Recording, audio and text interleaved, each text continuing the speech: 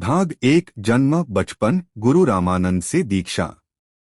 भाग 2 युवावस्था गृहस्थ जीवन साधना और समाज में उपदेश। भाग 3 वाणी का प्रसार विरोध शिष्यों का बनना।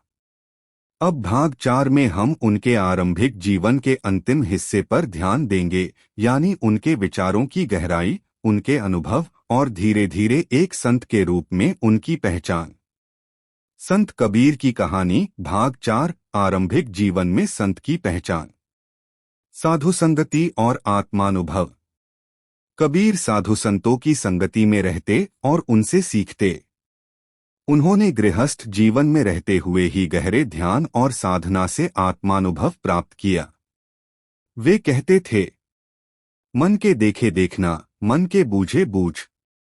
जब मन ही मन में मिले तब सब भेद छूट। वे दूसरों को भी यही सिखाते कि बाहर देखना बंद करो और अपने भीतर झांको। उनका ध्यान और भक्ति उन्हें और भी प्रख्यात करने लगे। समाज में पहचान।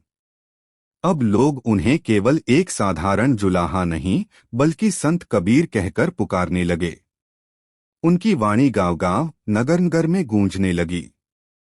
लोग उनके दोहे गाकर सुनाते और उनके विचारों पर चर्चा करने लगे। संघर्ष जारी। उनकी बढ़ती प्रसिद्धि से कुछ पंडित, मौलवी और धनी लोग और अधिक चिढ़ने लगे।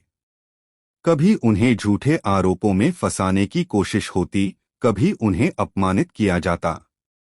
लेकिन कबीर ने कभी भी कटुता से जवाब नहीं दिया। वे कहते थे, बुरा जो देखन मैं चला, बुरा न मिलिया कोय। जो दिल खोजा आपना, मुझसे बुरा न कोय। संदेश का सार।